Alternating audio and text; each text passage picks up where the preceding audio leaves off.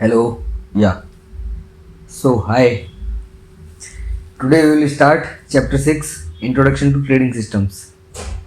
तो अभी तक हमने अपनी स्ट्रेटजीज पढ़ ली थी, सारी ऑप्शन स्ट्रेटजीज। चैप्टर 5 तक हमारी सारी स्ट्रेटजीज खत्म हो गई थी।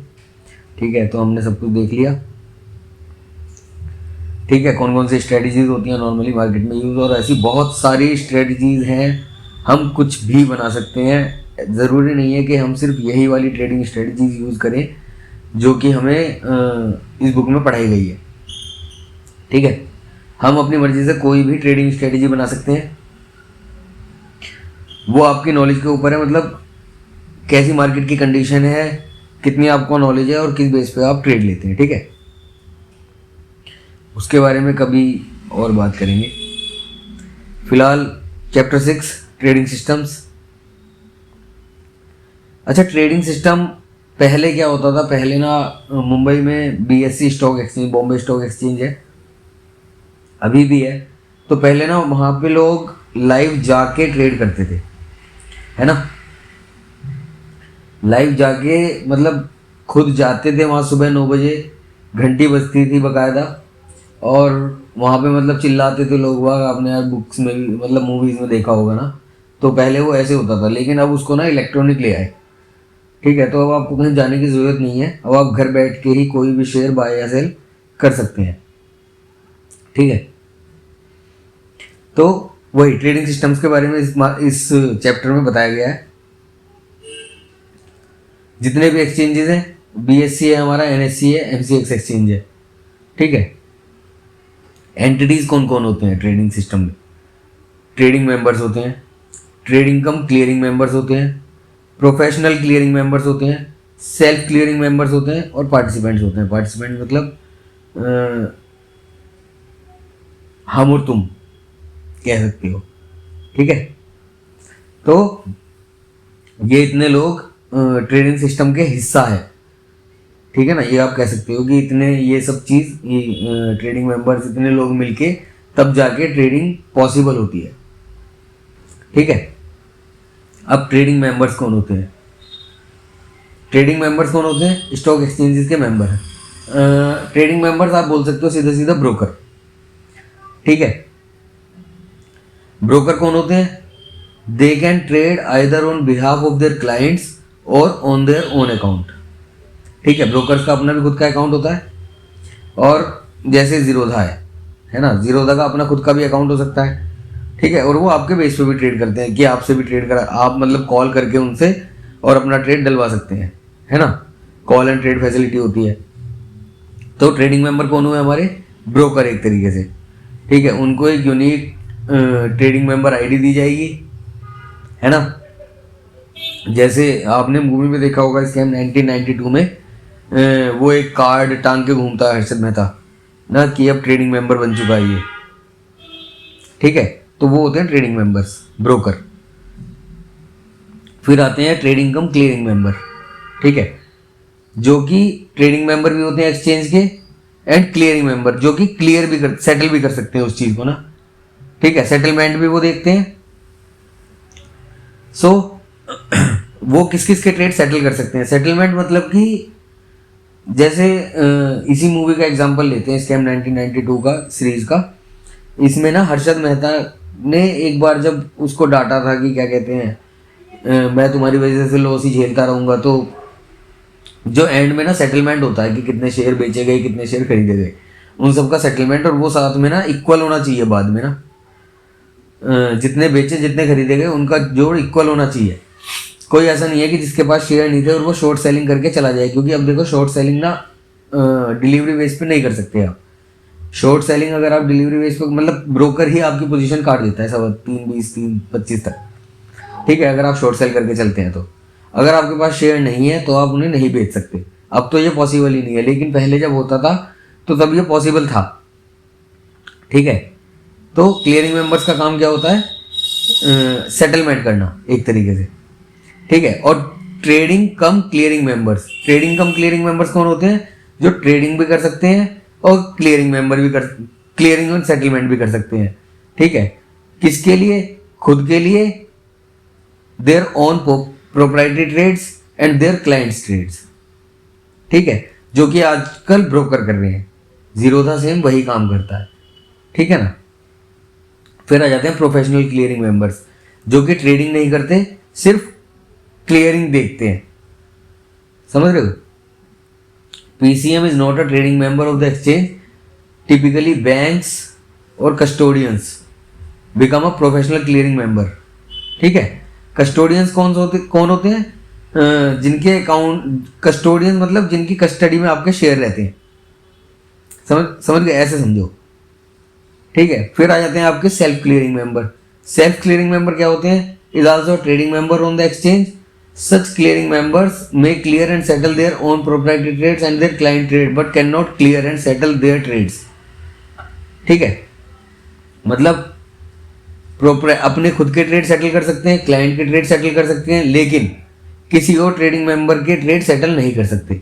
ठीक है, कैन नॉट सेटल। ठीक है ना, कैन नॉट सेटल। फिर आ जाता है आपका पार्टिसिपेंट्स। पार्टिसिपेंट्स कौन कौन होते हैं? पार्टिसिपेंट होते हैं क्लाइंट, हम, मैंने आपको बताया था अभी।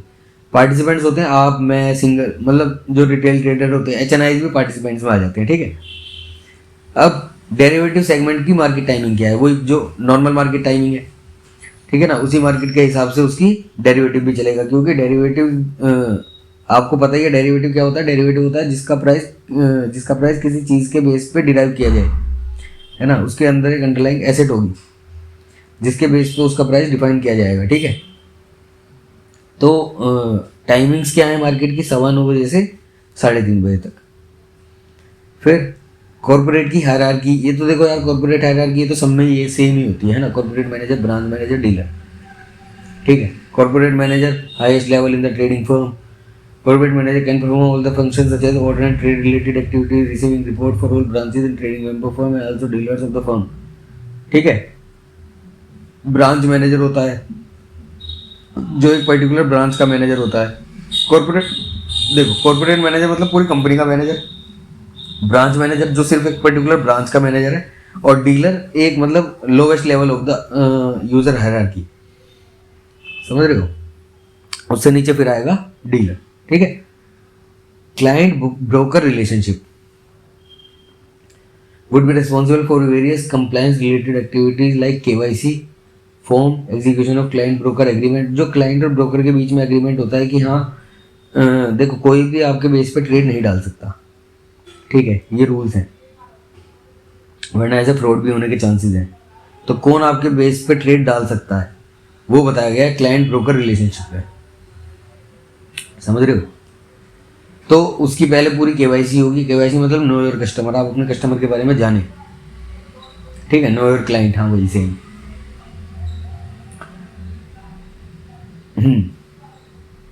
अब क्लाइंट ब्रोकर रिलेशनशिप पे क्या लिखा गया है? Execution of client broker agreement, इन दोनों के बीच में एग्रीमेंट होगा। Timely execution of orders given by clients, जो क्लाइंट ने ऑर्डर दिया है उसको टाइमली एग्जीक्यूट एकदम, वरना प्राइस चेंज हो जाता है ना, आपको पता ही है। और collection of adequate margins, margin अच्छे से कलेक्ट करे, मतलब मार्जिन लेके रखे ना, ताकि वो फ्रॉड ना करते। मार्जिन जमा होता है, आपने सुना ही है, मतलब फ्यूचर्स में मैंने अभी ऊपर आपको पढ़ाया ही था। ठीक है, फ्यूचर में मार्जिन जमा होता है, स्पैन मार्जिन होता है। तो maintain separate client bank account for segregation of client money, मतलब क्लाइंट का पैसा अलग रखना चाहिए उसको। क्लाइंट का पैसा अपने लिए यूज़ नहीं करेगा ना, कि क्लाइंट के पैसे से अपने शेयर्स उठा कर रख लिया, उसके शेयर्स गिरवी रख के उसके पैसे ले ले। ठीक है, ऐसा होता है। अभी एक ब्रोकर पकड़ा गया था, है ना, मैं नाम भूल गया उसका यार, नाम मेरे को याद नहीं आता। ठीक है, फिर एंश्योर टाइमली पे इन एंड पे आउट ऑफ फंड्स, अगर किसी ने, यूज़र ने अकाउंट में फंड डाले हैं तो टाइमली पे इन हो जाए, दिखाए उसके अकाउंट में फंड आ गए, और टाइमली पे आउट भी हो जाए, उसके अकाउंट में पैसे चले जाएँ। Timely issue of contract notes, resolve clients complaint, sending periodical statement of accounts, maintain unique client code. ठीक है, अगर आपका ब्रोकर के साथ अकाउंट होगा तो ये सब आपको पता है। ठीक है ना, क्या क्या होता है ये, कि वो आपकी क्लाइंट कंप्लेंट को एकदम रिजोल्व करेंगे, आपका स्टेटमेंट ऑफ अकाउंट मेंटेन करके रखेंगे। वो आप देखोगे जीरोधा पे जाके भी तो आपको दिखेगा कि आपका ये टैक्स P&L अकाउंट है। ठीक है, आपकी एक यूनिक क्लाइंट आईडी होगी, आपको कॉन्ट्रैक्ट नोट डेली आएगा। जैसे ही आप ट्रेड करोगे उसके अगले दिन आपके मेल पे कॉन्ट्रैक्ट नोट आएगा ही आएगा, किसी भी ब्रोकर के साथ आप ट्रेड कर लो। ठीक है, फिर ऑर्डर टाइप्स एंड कंडीशंस आ जाती हैं। ऑर्डर टाइप और कंडीशंस। ऑर्डर टाइप कौन कौन से, देखो टाइम कंडीशन और प्राइस कंडीशन। ठीक है, टाइम कंडीशन मतलब टाइम कंडीशन में क्या क्या आ जाता है आपका, डे ऑर्डर और इमीडिएट और कैंसिल, आईओसी। डे ऑर्डर मतलब जो ऑर्डर आपने अब लगाया है वो पूरे 3:30 बजे तक ओपन रहेगा। ठीक है, या फिर ठीक है, डे ऑर्डर मतलब आपका पूरे दिन ओपन रहेगा ऑर्डर। आपने अगर अब लगा दिया 9:15 बजे मार्केट खुलने पे ऑर्डर, तो आपका 3:30 बजे तक, जब तक मार्केट बंद नहीं होगी, ऑर्डर ओपन ही रहेगा, है ना। और इमीडिएट ओपन और कैंसिल में क्या होगा, अगर आपने अभी ऑर्डर डाला सपोज रिलायंस को बाय करने का, सपोज आपको रिलायंस बाय करने हैं 1000 शेयर 2000 के रेट पे। ठीक है, 2000 के रेट पे 1000 शेयर बाय करने हैं, तो आपने क्या डाला, लिमिट ऑर्डर। लिमिट ऑर्डर डाला। लिमिट ऑर्डर मतलब 2000 आपने प्राइस डाला कि इस प्राइस पर आप बाय करेंगे, और 1000 डाली क्वांटिटी, कितनी क्वांटिटी आप बाय करेंगे, तो 1000 क्वांटिटी 2000 के रेट में बाय करेंगे। अब जैसे ही आपने ये ऑर्डर डाला, अगर वहाँ अवेलेबल हुई 2000 क्वांटिटी, 2000 के रेट पे 1000 क्वांटिटी, तो आपका ऑर्डर एग्जीक्यूट हो जाएगा, वरना कैंसिल। ठीक है ना, एकदम इंस्टेंट, डेट इज इमीडिएट और कैंसिल। और डे ऑर्डर में क्या है, वो आपने जो ऑर्डर लगाया है 2000 पे और 1000 क्वांटिटी का, ये आपका लगा रहेगा। अगर प्राइस 2100 2200 वो 2010 2020, तो मतलब कुछ भी चल रहा है XYZ प्राइस। ठीक है, अगर 2000 से नीचे चल रहा है 1990 1999 मतलब 1999 से 2000 तक, 2000 तक अगर प्राइस है तो आपका ऑर्डर एग्जीक्यूट हो जाएगा। और अगर आपका 2000 से ऊपर चल रहा है तो वो आपका पूरे दिन बैठ के इंतज़ार करेगा कि जब आपका प्राइस 2000 आएगा तो वो एग्जीक्यूट हो जाएगा। ठीक है, समझ गए। अब आ जाओ प्राइस कंडीशन में। देखो ये तो हो गया आपका क्या, टाइम कंडीशन। ठीक है, पूरे दिन के लिए वैलिड रहे या पूरे एकदम खुल के ही बंद हो जाए, एग्जीक्यूट नहीं हुआ तो। उसके बाद आ जाता है आपका limit price condition. Price condition में कौन कौन से ऑर्डर आ जाते हैं, limit order, market order, stop loss order, बस 3 ही है। 3 समझा देते हैं फटाफट। लिमिट ऑर्डर में क्या होता है,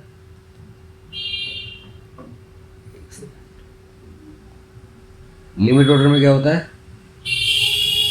आपने रिलायंस चल रहा है 2000, ठीक है, रिलायंस 2000 चल रहा है, आपने क्या करा, आपने बाय का ऑर्डर डाला रिलायंस का 1990 पे। ठीक है, 1990 पे आपने एक बाय ऑर्डर लगाया कि जब प्राइस 1990 आ जाए तो मेरा बाय हो जाए। ठीक है, अभी प्राइस क्या चल रहा है 2000, तो ये क्या लगाया है आपने, लिमिट ऑर्डर। लिमिट, एक लिमिट दे दी कि इस लिमिट पे आए तो मेरा बाय हो जाए। ठीक है, लिमिट ऑर्डर आप क्या करेंगे हमेशा बाय का, ये जैसे करंट मार्केट प्राइस है, करंट मार्केट प्राइस है, तो बाय का ऑर्डर हमेशा इससे नीचे देंगे, इस प्राइस से नीचे बाय देंगे, और इस प्राइस से ऊपर सेल का ऑर्डर देंगे लिमिट का, है ना। 2100 पे या 2200 पे अगर आप सेल करना चाहते हैं तो वो आपका लिमिट ऑर्डर होगा। लेकिन ध्यान से सुनना, अगर 2000 से नीचे का आपने सेल ऑर्डर दे दिया, सेल ऑर्डर 2000 से नीचे का, सपोज आपने 1990 का सेल दिया। ठीक है, अगर आप 1990 पे सेल करना चाहते हैं 100 शेयर रिलायंस के, ठीक है, और मार्केट में प्राइस चल रहा है 2000, तो आपके 2000 पे रिलायंस के शेयर बाय हो जाएंगे, सॉरी सेल हो जाएंगे। ठीक है, क्योंकि मार्केट सोचता है कि अगर 2000 मार्केट में प्राइस मिल रहा है उसको, तो कोई बेवकूफ़ है जो 1990 पे बेचना चाहेगा। ठीक है ना, तो मार्केट उसको 2000 रुपये दे देती है।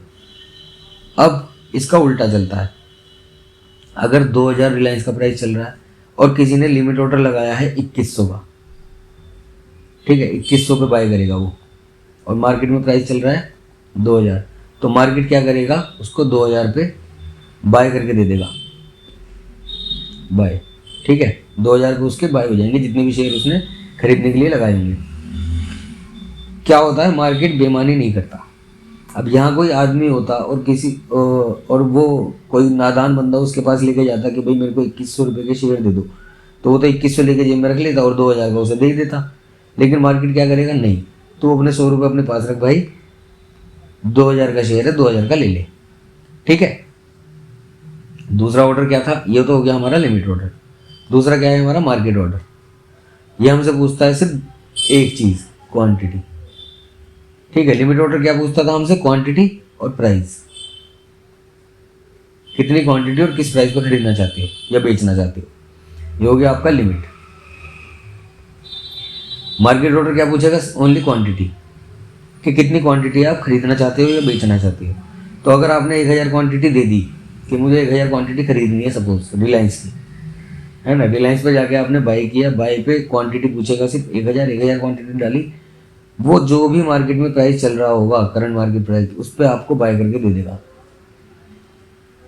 ठीक है, या वाइस वर्सा, अगर आपने सेल ऑर्डर डाला 1000 क्वांटिटी का, तो जो भी मार्केट में प्राइस चल रहा होगा उस पर आपको सेल करके दे देगा। ठीक है, अब आ जाते हैं स्टॉप लॉस ऑर्डर पे। मैंने आपको समझाया था, अगर रिलायंस का प्राइस 2000 चल रहा है, रिलायंस का प्राइस, ठीक है, तो आप लिमिट ऑर्डर में क्या नहीं कर सकते, 2100 पे बाय और 1900 पे सेल का ऑर्डर नहीं लगा सकते, लिमिट ऑर्डर। ठीक है, क्योंकि अगर आप 1900 पे लिमिट ऑर्डर सेल का लगाओगे तो 2000 पे सेल कर देगा। ठीक है, और 2100 पे बाय ऑर्डर लगाओगे तो 2000 पे बाय करके दे देगा। ठीक है, इसके लिए बनाया गया है स्टॉप लॉस ऑर्डर, इसी प्रॉब्लम को सॉल्व करने के लिए। तो अगर आपको 2100 पे बाय ऑर्डर लगाना है, 2100 पे बाय ऑर्डर लगाना है, तो आप क्या करोगे, इसमें क्या क्या पूछता है वो आपसे, क्वांटिटी पूछेगा, प्राइस पूछेगा और ट्रिगर प्राइस पूछेगा। ठीक है, ये 3 चीज पूछेगा। लेकिन पानी पी लो यार।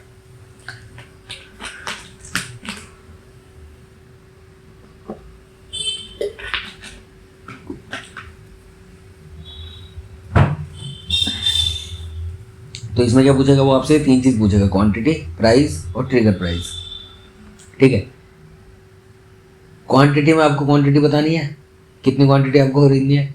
प्राइस में आपको प्राइस बताना है। ठीक है, 2000 है, आपको सपोज 2100 पे बाय करना है, लिमिट ऑर्डर लगाएंगे तो 2000 पे बाय करके दे देगा। आपको करना है 2100 पे बाय, तो आपने प्राइस में डाला 2100। ठीक है, अब ये ट्रिगर प्राइस क्या है, ट्रिगर प्राइस है कि ये ऑर्डर अभी तक मार्केट के अंदर गया नहीं है ना, अभी तक ये आपका ऑर्डर ब्रोकर ने रोक रखा है, ब्रोकर। अब ब्रोकर को आप फोन करके बताओगे कि भाई मेरा ये ऑर्डर कब लगा। ठीक है, अब हो सकता है उसका फोन ना लगे, ठीक है, नहीं पता। तो ब्रोकर ने क्या कहा, आप मुझे ये बता दो किस प्राइस पे आ जाए ये शेयर और मैं आपका ये ऑर्डर मार्केट में खुला छोड़ दूं। समझ गए, बिल्कुल आसान भाषा में समझा रहा हूँ। क्या आ जाए मार्केट में प्राइस कि मैं आपका ये ऑर्डर खुला छोड़ दूं, तो आप क्या कहोगे कि भाई ये 2000 रिलायंस का प्राइस अभी चल रहा है, आप क्या करो, जब ये मार्केट में प्राइस 2102 आ जाए, ठीक है, 2102 आ जाए, तो मेरा ये 2100 का बाय ऑर्डर मार्केट में ओपन कर दो। ठीक है, क्या कह रहे हो आप कि जब मार्केट में प्राइस 2102 हो रिलायंस का, तो मेरा ये 2100 का बाय ऑर्डर मार्केट में छोड़ दो 1000 क्वांटिटी वाला।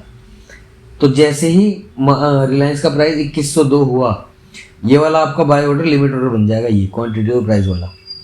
1000 क्वांटिटी पे शेयर 2100 के भाव पे 1000 क्वांटिटी खरीदने के लिए आपका जो ऑर्डर है वो लग गया, जैसे ही प्राइस 2102 हुआ।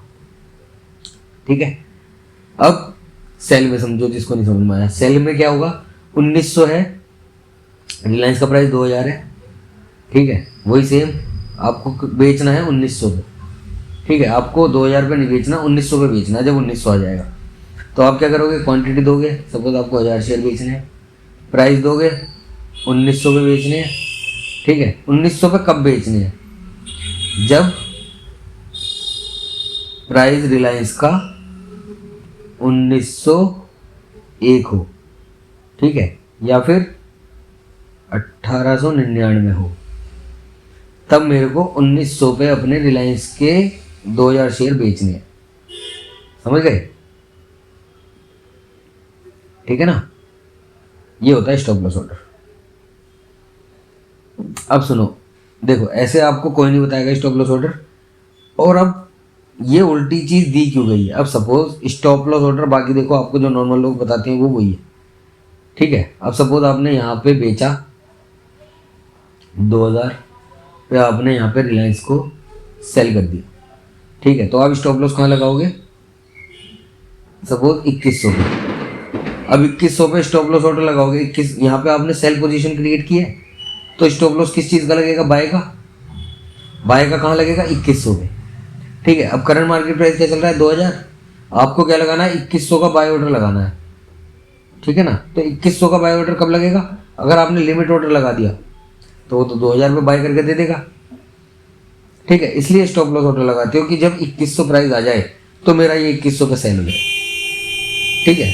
तो आप स्टॉप लॉस और ट्रिगर प्राइस सेम रख सकते हो, ठीक है, ताकि ऊपर नीचे ना हो, इंतजार ना करना पड़े, जैसे ही प्राइस आए आपका ऑर्डर एग्जीक्यूट और खत्म।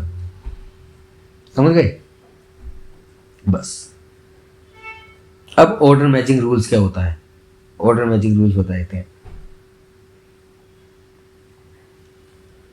रिलायंस चल रहा है 2000, ठीक है।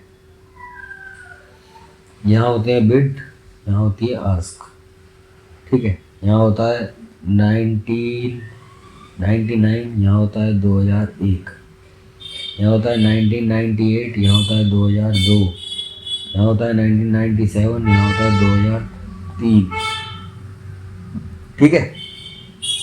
अब ये क्या खड़े हैं, बायर्स, और ये कौन है, सेलर्स। समझ में आया, ये बायर्स हैं, ये सेलर्स हैं। अब अगर आपको ये मैं हूँ, मेरे पास रिलायंस के शेयर्स हैं 1000 शेयर है रिलायंस के, ठीक है। अब अगर मुझे रिलायंस के 1000 शेयर्स बेचने हैं तो मैं किसके पास जाऊंगा, जो ये खरीदार है, बायर के पास। और मुझे अगर खरीदने 1000 शेयर तो मैं किसके पास जाऊंगा, सेलर के पास जो बेच रहा है, ठीक है। ये 2001 पे बेच रहा है, ये 1999 पे मैं इसे बेचूंगा, ये खरीद रहा है मुझसे, ठीक है। ये बंदा एक सेम ही है, ठीक है। ये 2001 पे बेच रहा है, 1999 पे खरीद रहा है। तो अगर आपको बेचने हैं तो 1999 बिकेंगे, और अगर आपको खरीदना है तो 2001 पे खरीदे जाएंगे, ठीक है। मार्केट का प्राइस 2000 चल रहा है। अब ऑर्डर मैचिंग कैसे होगा, ऑर्डर मैचिंग होगा, सपोज यहाँ बहुत सारे बंदों ने 1,00,000 शेयर लगा रखे हैं खरीदने के लिए, टू बाय 1,00,000 शेयर 1999 पे, लेकिन पहले 10,000 ऑर्डर आए किसी एक बंदे के, फिर 5,000 ऑर्डर आए, फिर 25,000 ऑर्डर आए, 25,000 क्वांटिटी का ऑर्डर आए, फिर 50,000 क्वांटिटी का ऑर्डर आए, सेम ही प्राइस पे 1999 पे। ये बंदे अलग अलग हैं, 2 3 4, 1 2 3 4 बंदे हैं, और ये 1,000 का, फिर 5,000 का, फिर 25,000 का, फिर 1,50,000 का, ऐसे ऑर्डर आए हैं 1999 पे। तो अब एग्जीक्यूट कैसे होगा, आप पहले आप सपोज 1999 पे रिलायंस के शेयर खरीदना चाहते हो, तो अब अगर आपको 1000 शेयर खरीदना है रिलायंस के, ठीक है, तो सबसे पहले इस पहले आदमी के बिकेंगे, क्योंकि सबसे पहले ऑर्डर इसने लगाया है। समझ आई। अगर आपको 1500 खरीदने हैं तो 1000 इसके जाएंगे, 500 इसके जाएंगे, ठीक है। तो जो पहले आया वो पहले जाएगा, ऐसे करके ऑर्डर मैच होता है इसमें, ठीक है। बेस्ट प्राइस और बाय टाइम प्रायोरिटी, ठीक है। ऐसा भी नहीं है कि 1999 वाले बैठे रहे, 1998 वालों के ऑर्डर एग्जीक्यूट हो जाए, ऐसा भी नहीं होगा। तो पहले इस पे और इस प्राइस पे भी सबसे पहले जिसने लगाया हुआ है उसका ऑर्डर एग्जीक्यूट होगा। देखो यार, कॉमन सेंस की बात है। फिर प्राइस बैंड आ जाते हैं। अच्छा, आपने सुना होगा प्राइस बैंड मतलब कि circuit, lower circuit, upper circuit, जो कैश मार्केट में होता है। डेरिवेटिव मार्केट में ऐसा कुछ नहीं होता है, लेकिन कैश मार्केट में होता है 10% का। तो बेस प्राइस से 10% का रेंज रखी हुई है ना, ताकि देखो स्पॉट में और फ्यूचर्स में के प्राइस में डिफरेंस होता है, डिफरेंस होता है। ठीक है, तो अगर स्पोर्ट में 10% का सर्किट लगा तो फ्यूचर भी 10% डाउन जाएगा। ठीक है, और अगर फ्यूचर भी 10% डाउन गया और स्पोर्ट भी 10% डाउन गया, लेकिन स्पोर्ट में तो 10% डाउन होने के बाद सर्किट लग गया, सर्किट लग गया, लेकिन फ्यूचर्स में नहीं लगता। फ्यूचर्स में कोई सर्किट जैसी चीज़ नहीं, तो ये तो कितना भी गिर सकता है। ठीक है, तो ये ना जाए बहुत नीचे, ये 50-60-70% ना गिर जाए, इसके लिए ये सर्किट लगाए गए हैं कि इस 10% गिरने के बाद जब ये शेयर ब्लॉक हो गया तो उसके बाद ये और नीचे ना जाए। इसके लिए जो लिमिट है वो कितनी है, ये देखो। फॉर इंडेक्स फ्यूचर, इंडेक्स के फ्यूचर्स के लिए 10% of the base price, base price मतलब जो प्राइस है जिसके प्राइस पे चल रहा है, और इंडिविजुअल सिक्योरिटी में भी 10% ऑफ द बेस प्राइस। ठीक है, अब आ जाओ trader work station, the market watch window. Market watch की विंडो में क्या क्या होता है, टाइटल बार होता है, ticker window, future and option. मैं चाहता हूँ आप सब लोग एक बार डीमेट अकाउंट खुलवा लो अपना, जिसका नहीं है और जिसका है वो तो इन सबको पता ही होगा, उसको तो ये सब पता ही होंगे। ठीक है ना, तो जिसका नहीं है वो अकाउंट खुलवा लो, तो आपको ये सब जब देखोगे तो पता चल जाएगा ये क्या क्या है। टाइटल बार होता है, ticker window, futures and option market, ticker window, underline capital market, tool bar, market watch window, inquiry window, snapquote, order trade window, system message window. ठीक है, हर ब्रोकर का अपना अपना यूआई होता है, लेकिन होते ही यही सब है। ठीक है ना, तो आप एक बार डीमेट अकाउंट खुलवाओ, मतलब देखो, तो आपको पता लग जाएगा मतलब ये क्या क्या है। ऐसी कोई लंबी चौड़ी कहानी भी नहीं है, और ये शायद आएगा भी नहीं। टाइटल बार मतलब क्या टाइटल है, ठीक है, फिर टिकर विंडो, और फ्यूचर की अलग होती है, ऑप्शन मार्केट की अलग होती है, उसकी जो विंडो होती है। ठीक है, फिर टिकर window, underline capital market, cash market की अलग होती है, टूल बार। ठीक है, market watch window, market watch जो आपकी मार्केट वॉच जो आपने बनाई हुई है। ठीक है, इंक्वायरी विंडो मतलब कस्टमर सपोर्ट। ठीक है, तो एक बार पढ़ लेना। हाँ, अब क्या है, placing order on the trading system. Placing order मैंने बताया ही है यार, कैसे प्लेस करते हैं future and option market instrument.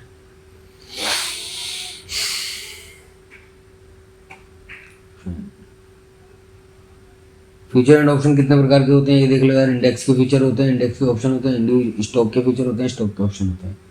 ठीक है,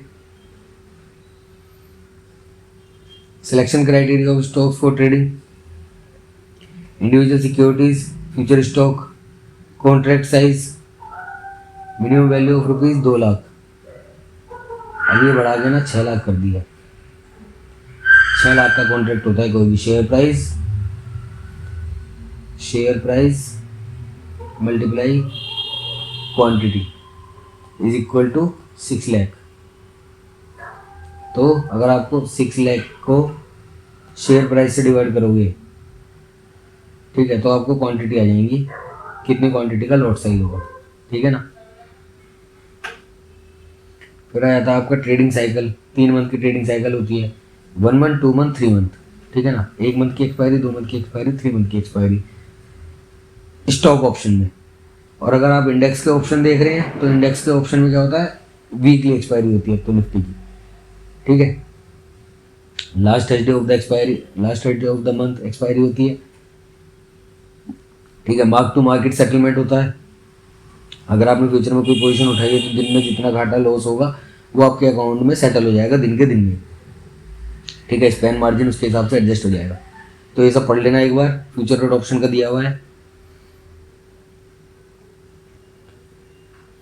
अच्छा, फ्यूचर एंड ऑप्शन में ट्रेड होने के लिए स्टॉक का क्राइटेरिया क्या है।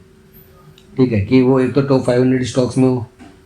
ठीक है, stock median quarter sigma order size, median quarter sigma order size over the last 6 month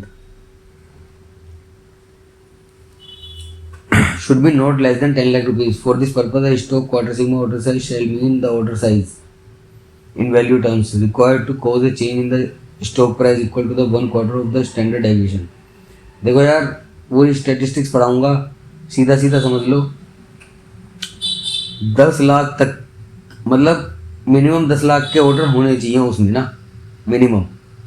जो ये बताया है ना मैंने आपको, ये कहाँ गया बेड़ा उसका?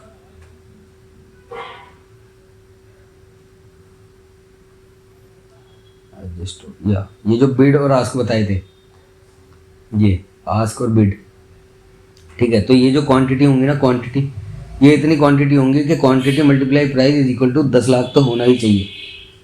समझ गए? बहुत बढ़िया। अब market wide position limit. Market wide position limit क्या होती है?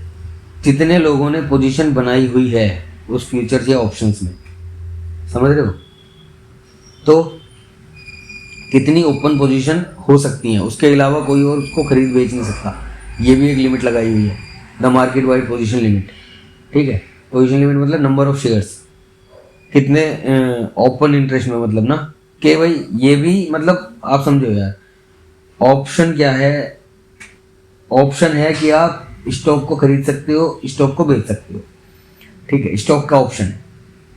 अगर आपके पास ऑप्शन बहुत ज़्यादा हैं और कंपनी के पास शेयर ही नहीं है इतने, ठीक है, तो वो कहाँ से देगी? ठीक है, तो ऑप्शंस में सिर्फ उतना ही होगा जितने कंपनी के शेयर्स होंगे। समझ रहे हो? तो इसलिए ओपन इंटरेस्ट की लिमिट लगाई गई होती है। ओपन इंटरेस्ट मतलब कितने कॉन्ट्रैक्ट ओपन है मार्केट में ना, बाय सेल के। ठीक है, कि कितने लोग बाय और सेल खरीदने के लिए, मतलब कितने लोगों ने बाय और सेल के लिए पोजीशन बनाई हुई है, ऑप्शंस खरीद के रखे हुए हैं, ऑप्शंस बेच के रखे हुए हैं। ठीक है, क्योंकि अगर वो कल को शेयर्स मांगने आ गए अपने ऑप्शंस के बदले तो हम कहाँ से देंगे?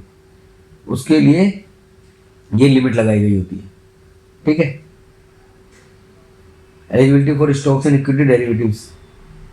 Stock meeting quarter less than should not be less than 5 lakh stock का। ठीक है, stock shall not be less than ₹200 crore, market wide position limit of the stock. ठीक है, 200 करोड़ से कम नहीं होनी चाहिए। और stock monthly average turnover, stock का जो मंथली का एवरेज टर्नओवर होना चाहिए वो 100 करोड़ होना चाहिए। समझ रहे हो कि 100 करोड़ की ट्रेडिंग मंथ में होनी चाहिए उस स्टॉक के ऑप्शंस में, वरना वो निकल देगा। ये एलिजिबिलिटी क्राइटेरिया है। अब selection criteria for of index of trading, ये भी पढ़ लेना। Weightage for derivative trading is at least 80% of no single eligible stock of the index. ठीक है, ये एक बार पढ़ लेना यार। 80% more than 5% in the index if weightage of constituent stock of the index 80%।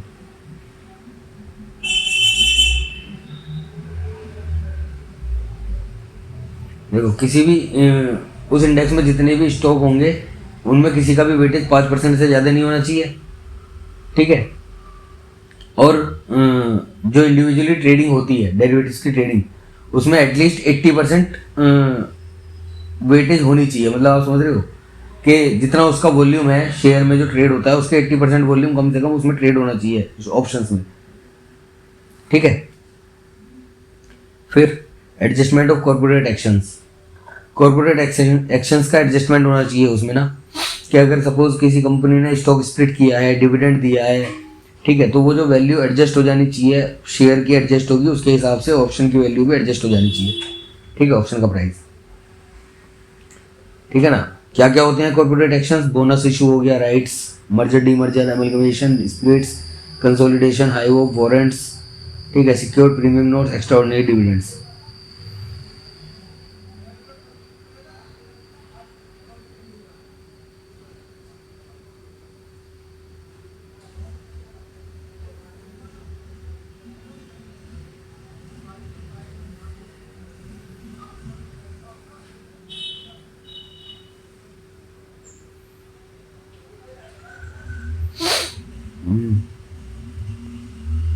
ठीक है, अब इनके बारे में थोड़ा थोड़ा एलेबोरेशन दी हुई है। Bonus, stock split, consolidation, extraordinary dividends. Bonus, stock split और कंसोलिडेशन, ये देखो, stock strike price, lot multiplier, position. The new strike price shall be arrived at by dividing the old strike price by the adjustment factor as under. ठीक है, नई strike price कैसे divide होगी? अगर देखो, बोनस, स्टॉक स्प्लिट के और consolidation.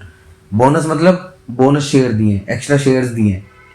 Stock split मतलब एक जिसके पास एक शेयर थे उसके पास दो हो गए या तीन हो गए, ठीक है, एक शेयर्स को कई हिस्सों में बांट दिया, दो हिस्सों में, तीन हिस्सों में, चार हिस्सों में, कितने भी हिस्से हो सकते हैं। बोनस मतलब कितने भी शेयर दे सकते हो, और बोनस में ना एक के ऊपर दो दे दिए, तीन दे दिए। कंसोलिडेशन मतलब कि दो शेयर मिलके एक हो गया, ठीक है। तो इसमें क्या होता है, बोनस में जितने शेयर बोनस देगा तो उसके हिसाब से वो बढ़ जाएगी नंबर ऑफ शेयर्स, ठीक है, market cap divide by number of shares. तो जो जो स्ट्राइक प्राइस है उसी के हिसाब से डिवाइड हो जाएंगी, जितने भी नंबर ऑफ शेयर्स बढ़े हैं, ठीक है, उसके हिसाब से स्ट्राइक प्राइस डिवाइड होकर नई स्ट्राइक प्राइस बन जाएंगी। अब आ जाओ मार्केट लॉट मल्टीप्लायर। मल्टीप्लायर क्या होगा, वही मैंने आपको 6 लाख का बताया है। वही जो 6 लाख की वैल्यू बैठेगी, अब या तो लॉट साइज बढ़ जाएगा या घट जाएगा। अगर शेयर की वैल्यू घटी होगी तो लॉट साइज बढ़ जाएगा, शेयर की वैल्यू बढ़ी होगी तो लॉट साइज घट जाएगा, ठीक है। Position, the new position shall be arrived at by multiplying the old position by the adjustment factor as under. नई पोजीशन कैसे बनेगी, सपोज आपने 2100 की कॉल ली हुई है ना, या 2100 का कॉल का ऑप्शन लिया, कॉल ऑप्शन लिया हुआ है, बाय किया हुआ है, ठीक है, और सपोज स्टॉक स्प्लिट हुआ है ना, और स्टॉक की वैल्यू जब 2000 थी, जब आपने 2100 का कॉल लिया था, अब 500 रह गई घट के, ठीक है, तो वो 2000 पे 100 5%, ठीक है, तो 500 पे 5% 25 रुपये, 525 रुपये वाली वो हो जाएगी, ठीक है। ऐसे करके आपका पोजीशन चेंज हो जाएगी, 525 की कॉल हो जाएगी, स्टॉक प्राइस हो जाएगा 500 सेम, ठीक है। बोनस में भी ए और B, A plus B divide by B, ठीक है, कितने शेयर फालतू दिए गए हैं। स्टॉक स्प्लिट और कंसोलिडेशन, स्टॉक स्प्लिट मतलब बट गए या फालतू दे दिए, उसके हिसाब से। फिर डिविडेंड, डिविडेंड के हिसाब से भी जो प्राइस गिरेगा which are below 10% of the market value. जो डिविडेंड 10% ऑफ द मार्केट मतलब मार्केट वैल्यू के 10% से नीचे हैं, ठीक है, वो ऑर्डिनरी डिविडेंड है and no adjustment in the strike price would be made. 10% से नीचे के डिविडेंड के लिए कोई एडजस्टमेंट नहीं होगी, ठीक है। डिविडेंड किसके लिए होगी, जो अबव 10% होगा मार्केट कैप का, टोटल मार्केट कैप के 10% का से अबव का जो डिविडेंड होगा उसके लिए एडजस्टमेंट होगी, और वो एडजस्टमेंट होगी मतलब उसी के हिसाब से जितना शेयर प्राइस गिरेगा उतना ही मतलब आपकी पोजीशन और ये सब एडजस्ट हो जाएंगी, ठीक है। अब आ जाओ पोजीशन लिमिट। पोजीशन लिमिट जो मैंने आपको बताया था कि कितने पोजीशन लिमिट की कितनी पोजीशन ओवरऑल बन सकती है, ऊपर ये बताया था कि टोटल मिला के इसमें कितनी पोजीशन बन सकती है, ठीक है। जितने free float market cap shares होंगे उतनी बन सकती है या उससे थोड़ी बहुत कम, ठीक है। हाँ देखो, फ्री फ्लोट मार्केट कैपिटलाइजेशन, ठीक है। अब क्लाइंट लेवल पे कितनी बन सकती है, हम तुम कितनी बना सकते हैं, 1%, ठीक है, और 5% of the open interest in derivative contract on a particular underlying stock. 5% of total open interest या फिर 1% of free float market cap, ठीक है। जितने नंबर ऑफ शेयर्स मार्केट में अवेलेबल है ट्रेड होने के लिए उसका 1% हम बना सकते हैं। Trading member 15% of total open interest, ठीक है। ये एक बार पढ़ लेना। The trading member position limited equity index option contract is higher of ₹500 crore और 15% of total open index in the market equity index option. This limit would be applicable open position और contract underline index. 15% हो सकती है 500 करोड़, ठीक है, trading member के लिए, FII और म्यूचुअल फंड के लिए, ठीक है। और market wide position limit, there is no market wide position limit for specified for index option contract. Index option contract के लिए कोई स्पेसिफाइड मार्केट पोजीशन नहीं है, क्योंकि इंडेक्स ऑप्शंस आप मतलब ले सकते हो, बस उसमें 20% का सर्किट होता है, ठीक है। तो the market wide position limit of single stock future stock option shall be linked to free float market cap and shall be equal to 20% of the number of share held by non promoters in the relevant underlying security। Non promoter के ने जितने shares लिए हुए हैं उसका 20%, वही free float holding हो गई है ना। This limit would be applicable on aggregate open position in all futures and option contract, ठीक है। अब using daily newspaper to track future and option, यार देखो अब ये न्यूज़पेपर वाले ऑप्शन तो गए, अब तो सीधा आपको स्क्रीन पे दिखता है, ठीक है। तो ये हो गया आपका चैप्टर 6 खत्म। फिर उसके बाद क्लियरिंग एंड सेटलमेंट आ जाता है, introduction to clearing and settlement system. Self clearing member मैंने बताया है आपको, ट्रेडिंग कम क्लियरिंग मेंबर भी मैंने बताया है आपको, प्रोफेशनल क्लियरिंग मेंबर भी मैंने बताया है आपको। क्लियरिंग बैंक्स, जो बैंक्स होते हैं वो क्लियर करते हैं, ठीक है। उनकी एलिजिबिलिटी क्राइटेरिया क्या होता है, नेटवर्थ 300 लाख करोड़ 300 लाख होनी चाहिए, मतलब 30 करोड़, 50 लाख ट्रेडिंग कॉरपोरेशन और 10 lakh additional increment deposit of rupees 10 lakh to the clearing corporation. ठीक है, क्लियरिंग मैकेनिज्म क्या होती है? आपने शेयर खरीदे, आपके बाद प्रोप्राइटरी दिया हुआ है क्या यार, मतलब देखो आपने शेयर खरीदे, उसके बाद आपके ब्रोकर के पूल अकाउंट में जाएंगे, फिर पूल अकाउंट से उसके बाद जाते कस्टोडियन के पास। ठीक है, देन फिर सेलर के ब्रोकर के पूल अकाउंट में, एंड देन फिर सेलर के अकाउंट में। ये होती है क्लियरिंग चेन। ठीक है, इसके लिए मतलब मेरी एक वीडियो पड़ी है वैसे यूट्यूब पे ना, तो मैंने बनाई हुई है, आप चाहो तो देख सकते हो। उसमें मैंने पूरा समझाया हुआ है कि कैसे सेटलमेंट होता है, कैसे किस अकाउंट से शेयर उठ के किस अकाउंट तक जाते हैं। ठीक है, उस वीडियो का लिंक मैं डाल दूंगा डिस्क्रिप्शन में ना, इस वीडियो के डिस्क्रिप्शन में डाल दूंगा कोड। ठीक है, अब सेटलमेंट मैकेनिज्म वो वाली वीडियो भी अटैच कर दूंगा, उसका लिंक भी। ठीक है, सेटलमेंट शेड्यूल, जो फ्यूचर कॉन्ट्रैक्ट सेटल हो जाते हैं वो T+1 डेज में ही हो जाते हैं। ठीक है, और अगर आप कैश में कुछ चीज़ ले रहे हो तो वो T+2 डेज में होती है। ठीक है, final settlement on the expiration day, हाँ वो फाइनल सेटलमेंट होता है जब एक्सपायरी डे आता है, उस दिन जो आपके शेयर्स की अदला-बदली होती है। क्योंकि कैश सेटलमेंट नहीं होता, फिजिकल डिलीवरी होती है इसमें, डिलीवरी बेस्ड सेटलमेंट। ठीक है, तो वो होता है फाइनल सेटलमेंट उसके बाद। ठीक है, daily premium settlement, final exercise settlement. ठीक है, जो एक्सरसाइज होगा उसका सेटलमेंट की अब एक्सरसाइज हो चुका है। मैंने आपको बताया था ना कि कैश सेटलमेंट और डिलीवरी बेस्ड सेटलमेंट में क्या अंतर है। डिलीवरी बेस में आप शेयर लेते हो तो वो वाला सेटलमेंट एक्सरसाइज सेटलमेंट अलग होता है, और प्रीमियम सेटलमेंट वो डेली होता रहता है। ठीक है,